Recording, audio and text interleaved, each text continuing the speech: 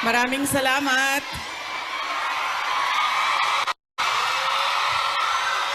Magandang umaga sa inyong lahat. Maaari po siguro muna kayong maupo.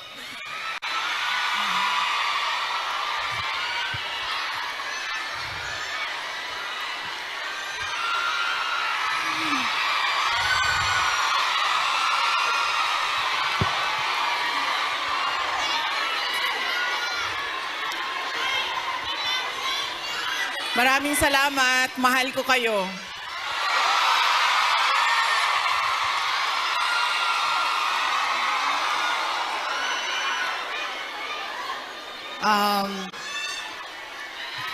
Upo muna siguro para yung mga nasa likod makakita din. Kawawa naman yung nasa likod.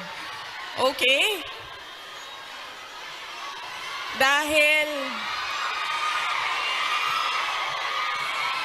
Dahil kayo ay sumisigaw ng Duterte, suspended na kayo lahat bukas.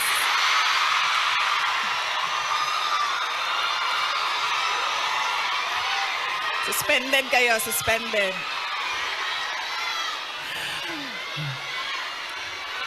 Joke lang.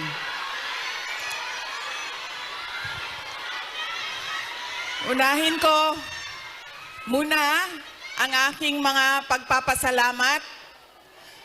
Mga thank you muna dahil baka sa sobrang daldala natin, mamaya sa sobrang pagbibigay ng mensahe ay makalimutan ko ang mga pagpapasalamat. Kaya mabuti nang mauna ang mga pagpapasalamat.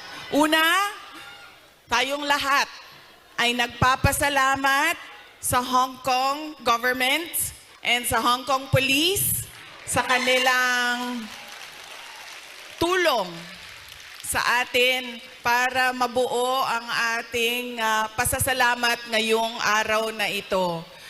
We would like to thank the Hong Kong government and the Hong Kong police for their cooperation, for their support to our Thanksgiving this morning on this very beautiful Sunday. Marami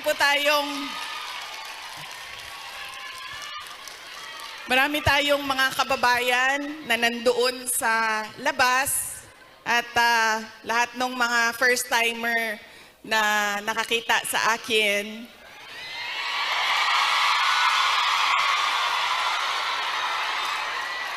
Sabi nila, ang ganda mo pala, bakit mukha kang...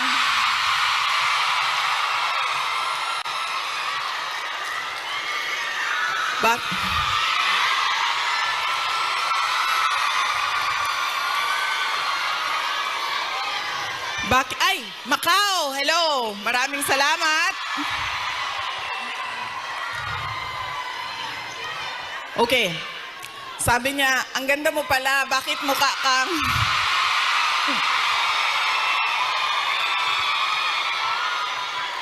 Bakit mukha kang Shrek sa mga picture mo sa internet? Tapos sabi ko sa kanya, sabi ko, ma'am, basta Pilipina, maganda talaga yan. Tayong lahat yon. Now, hindi ko lang alam sa mga Pilipino, sa mga lalaki natin, pero sigurado ako sa mga Pilipina ay maganda. Dahil, ano ang ating proof o evidence sa buong mundo na maganda talaga ang Pilipina? Ilan ang Miss Universe natin? 4. 4 ang Miss Universe na winners ng Pilipinas. Kaya, ibig sabihin, global ang beauty ng Pilipina. Kaya, bago ang lahat, sabihin niyo sa lahat ng kaaway ninyo, Pilipina ako, maganda ako.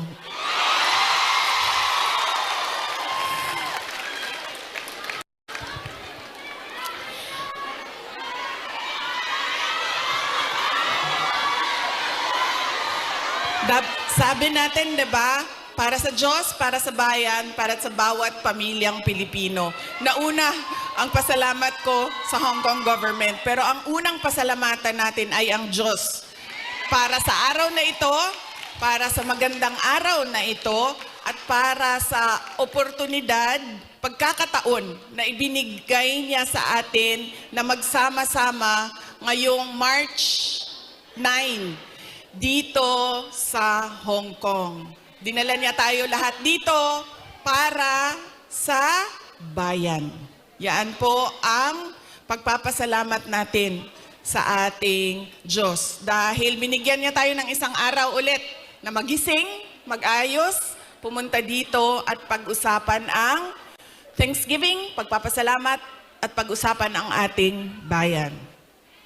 Ang sunod na pagpapasalamat ko ay hindi ko isa-isahin yung mga pangalan dahil baka may hindi ako mabanggit at magtampo. So, isa-isahin ko lang ang mga grupo na kailangan natin pagpasalamatan. Unahin ko muna ang Kingdom of Jesus Christ.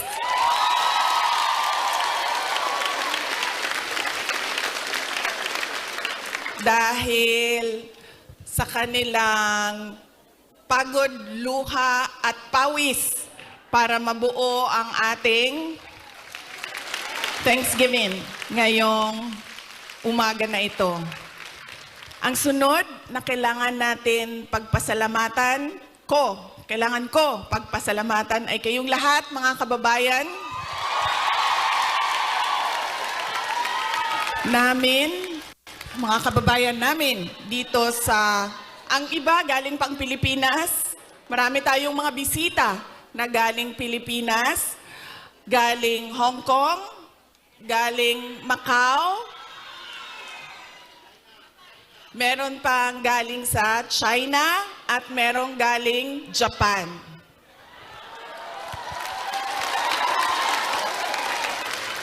Maraming salamat sa inyo dahil ibinigay ninyo ang oras ninyo ngayong araw na ito. Madami sa inyo kailangan maglaba. Kailangan magplansya. Yes, mag-day off, pero kailangan niyo labhan yung damit ninyo. Kailangan ninyo magpa-parlor kasi, 'di ba? Araw ito ng pagpahinga. Kailangan maglinis ng inyong bahay. Kailangan magpa-pedicure. 'Di ba? Kailangan magpa-dentista dahil araw ito ng pagpahinga. So kailangan ayusin lahat ang sarili. Ang para sa sarili. Pero binigay ninyo ang oras ninyo at araw ninyo ngayong umaga na ito para sa atin. Kaya maraming salamat sa inyong lahat. At alam nyo, kanina habang naglalakad ako, kasi malapit lang kami, so naglakad lang kami, ang ganda ng weather ninyo dito sa Hong Kong, no? Nakakaganda siya ng kutis.